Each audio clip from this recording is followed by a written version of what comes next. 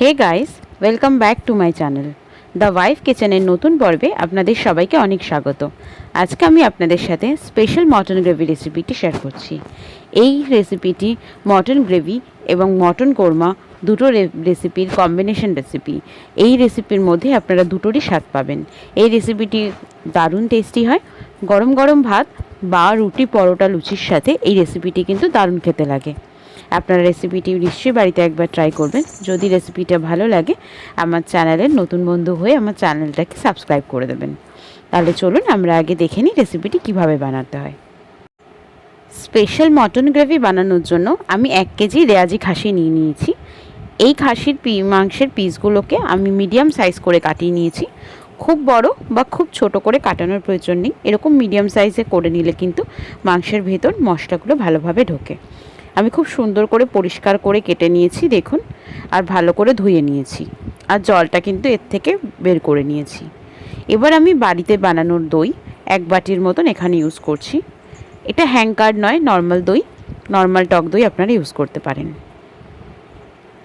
আমরা এই ম্যারিনেশনটা করে অ্যাটলিস্ট 40 মিনিটস রেখে দেব রেফ্রিজারেটরে রান্না করার আগে। আমি কিছু স্পাইসেস নিয়ে নিয়েছি, বলে দিই কী কী লাগবে। এখানে আমি নুন নিয়ে নিয়েছি, সাথে নিয়েছি হলুদের গুঁড়ো, ধনে গুঁড়ো, ঝাল লঙ্কার গুঁড়ো, কাশ্মীরি লঙ্কার গুঁড়ো আর গরম মশলা। আমি এখানে এই রান্নায় জিরের গুঁড়ো কিন্তু ব্যবহার করছি না। নুনটা দিয়ে নিলাম। এবার দিয়ে নেব হলুদের গুঁড়ো। ধনে গুঁড়োর পরিমাণটা একটু বেশি, 2 টিস্পুন আছে, 2 টিস্পুন ধনে গুঁড়ো। ঝাল যে যতটা খাবেন সেরকম, এটা খুব ঝাল তাই আমি 1.5 চামচ নিয়েছি। 2 টেবিল চামচের মতন কাশ্মীরি লঙ্কার গুঁড়ো আর গরম মশলা গুঁড়ো। সব কিছুকে একসাথে করে হাত দিয়ে ভালো করে আমরা ম্যারিনেট করে নেব। আর রেফ্রিজারেটরে এই ম্যারিনেশন করার পর মিনিমাম 40 মিনিটস রাখবো। যদি আপনারা এটা 2 আওয়ার্স রাখতে পারেন তাহলে আরও ভালো হয়। এই রেসিপিটা কিন্তু বন্ধুরা খুব সুস্বাদু খেতে, আপনারা করে খাওয়ালে নিশ্চয়ই আপনার সুনাম হবে। তো নিশ্চয়ই রেসিপিটা একবার ট্রাই করবেন এইভাবে, আশা করি আপনাদের সবার খুব ভালো লাগবে। রেসিপিটা দেখার পর যদি আপনাদের ভালো লেগে থাকে তাহলে কিন্তু কমেন্টস করতে একদম ভুলবেন না, আর বন্ধুদের মধ্যে, ফ্যামিলির মধ্যে নিশ্চয়ই শেয়ার করবেন। আর আমার চ্যানেলের নতুন বন্ধু হয়ে থাকলে চ্যানেলটাকে প্লিজ একটা সাবস্ক্রাইব করে যাবেন, এটা কিন্তু সম্পূর্ণ ফ্রি। দেখুন, আমি এখানে একটা বড় টুকরো চর্বি নিয়েছি। আমি যখন মাংসটা কিনেছি চর্বিটা চেয়ে নিয়েছি। এই চর্বিটার থেকে যেই তেলটা বেরোবে তাতে কিন্তু মাংসটা খুব সুন্দর একটা স্বাদ হয়। তাই আপনারা এরকম একটু চর্বি পারলে নিয়ে নেবেন, আর না নিতে পারলে কোনো অসুবিধে নেই। খুব সুন্দর করে হাত দিয়ে ম্যারিনেট করার কারণ যেন আমরা ভালো মতন মশলাগুলোকে মাটনের গায়ে লাগিয়ে নিতে পারি। অলমোস্ট ম্যারিনেশন কমপ্লিট হয়ে গেছে। আমি এবার এটাকে রেফ্রিজারেটরে রেখে দেব মিনিমাম 40 মিনিটস টু 1 আওয়ার্সের জন্য। এবার চলুন আমরা গ্রেভির জন্য প্রিপারেশন করি। এখানে আমি 2 ইঞ্চি সাইজের, 2.5 ইঞ্চি সাইজের আদা নিয়ে নিয়েছি। আদাগুলোকে ছোট ছোট পিস করে কেটে ধুয়ে নিয়েছি। টমেটোকে দেখুন, এখানে 2টো বড় সাইজের টমেটোকে স্লাইস করে রেখেছি। এখানে আমি 3টে মিডিয়াম সাইজের পেঁয়াজকে একটু মোটা মোটা টুকরো করে কেটে নিয়েছি। এখানে 18 থেকে 25 কোয়া রসুন আমি নিয়ে নিয়েছি। আর এখানে দেখুন 3টে বড় সাইজের পেঁয়াজকে একদম পাতলা পাতলা স্লাইস করে নিয়েছি। দেখুন কত পাতলা স্লাইস করেছি। এরকম পাতলা করে যেরকম আমরা বেরেস্তা করি ঠিক সেরকম করেই পেঁয়াজটাকে একদম ঝিরিঝিরিভাবে কুচিয়ে নিতে হবে। আর যেই পেঁয়াজগুলো আমরা পেস্ট বানাবো সেই পেঁয়াজগুলো কিন্তু এত ঝুরি ঝুরি করে কেটে নেওয়ার কোনো প্রয়োজন নেই, ওটা আমরা একটু মোটা রাখতে পারি। দেখুন আমি একটু মোটা রেখেছি। এবার পেঁয়াজ, আদা, রসুন আর টমেটোকে আমরা একসাথে একটা পেস্ট করে নেব। আমার কিন্তু মিক্সিতে পেস্টটা আমি করে সাইডে রেখে দিয়েছি। এবার আমি কড়াইটা বসিয়ে নিচ্ছি। কড়াইতে দিয়ে নিচ্ছি সর্ষের তেল। যে কোনো গ্রেভি, অ্যাটলিস্ট চিকেন আর মাটনের গ্রেভি সর্ষের তেলে করলে কিন্তু খেতে খুব ভালো লাগে। আপনারা কেউ যদি সর্ষের তেল খেতে না পছন্দ করেন তাহলে যে কোনো white oil, rice bran oil, যে কোনো সয়াবিন অয়েলও করতে পারেন। সর্ষের তেল যেহেতু, তেলটাকে খুব ভালো করে গরম করে নিতে হবে যখন যেন তেল থেকে ধোঁয়া বেরোতে শুরু করে, না হলে কিন্তু সর্ষের তেলের কাঁচা গন্ধ খেতে একদম ভালো লাগবে না। আমি তেলটাকে খুব ভালো করে গরম করে নিচ্ছি। তেলটা দেখুন ধোঁয়া বেরোতে শুরু করেছে, মানে তেলটা ভালো মতন গরম হয়ে গেছে। এখানে আমি নিয়ে নিয়েছি 6 থেকে 7টা ছোটো এলাচ, 7 থেকে 8টা লবঙ্গ আর কিছুটা দারচিনি। আমরা কিন্তু তেলের মধ্যে এটা দিয়ে নিচ্ছি। আপনারা চাইলে বড় এলাচ তেজপাতাও অ্যাড করতে পারেন, বাট এটা একদম সাফিশিয়েন্ট এই রেসিপিটার জন্য। এটাকে আমরা 2 থেকে 3 মিনিট তেলের মধ্যে হতে দেবো, যেন এর ফ্লেভারটা তেলের মধ্যে ইনফ্লুয়েসড হয়ে যায়। এবার দেখুন, যেই পেঁয়াজগুলোকে আমি কেটে নিয়েছিলাম সেই পেঁয়াজগুলোকে হাত দিয়ে চেপে চেপে ঝিরিঝিরি করে ছাড়িয়ে নিয়েছি। হাত দিয়ে একটু কষলে নিলেই এটা কিন্তু ছেড়ে যাবে। এবার এই পেঁয়াজগুলোকে তেলের মধ্যে দিয়ে পেঁয়াজগুলোকে সুন্দর করে ডার্ক ব্রাউন কালার করে ভেজে নেব।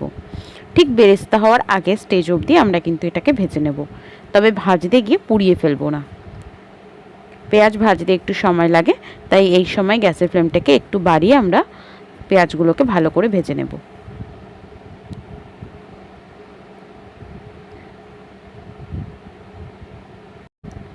আমি অলমোস্ট পেঁয়াজগুলো ভেজে নিয়েছি। এগুলো পুড়ে যায়নি, কিন্তু গোল্ডেন ব্রাউন কালার করে সোনালি রং ধরেছে। এই জন্যেই এই রেসিপিটি কোরমার মতন খেতে। কোরমাতে আমরা কিন্তু ভাজা পেঁয়াজ বাটা ইউজ করি। এবার আমি আদা, রসুন, পেঁয়াজ আর টমেটো একসাথে যেটা পেস্ট বানিয়ে রেখেছিলাম, সেই পেস্টটা এই পেঁয়াজের সংযোগে একসাথে মিশিয়ে ঢেকে এটা হতে দেব। এই মশলাটা মানে এই গ্রেভির এই প্রিপারেশনটা করার জন্য এই মশলাটা কষাটা কিন্তু খুব ইম্পর্টেন্ট। তাই ঢেকে মিডিয়াম আঁচে সুন্দর করে আমাদের মশলাটাকে কষে নিতে হবে।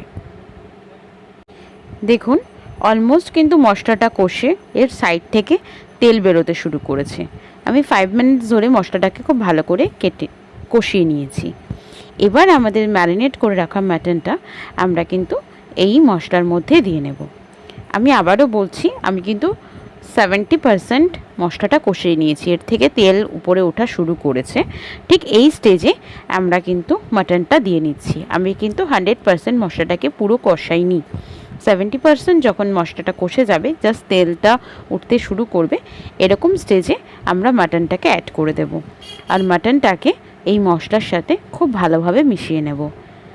আর প্রথম 5 থেকে 7 মিনিট আমরা হাই ফ্লেমে মাটনটাকে ঢেকে কষতে থাকবো।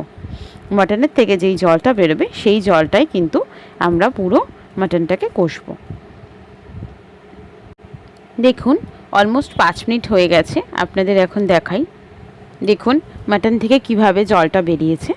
হ্যাঁ, মাটনের যে এই জলটা বেরোচ্ছে, এই জলের মধ্যেই কিন্তু আমরা মাটনটাকে কুক করব।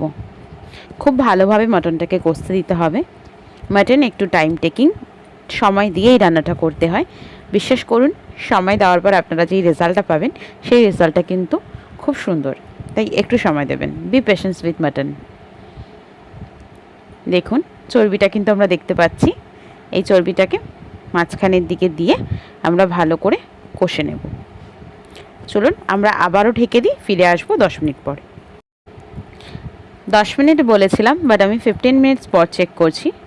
এখনও কিন্তু আমার ফ্লেমটা মিডিয়াম টু হাইতে রয়েছে। আপনারা নিশ্চয়ই মাটনের গ্রেভি মানে মাটনটার ফোঁটা দেখে বুঝতে পাচ্ছেন।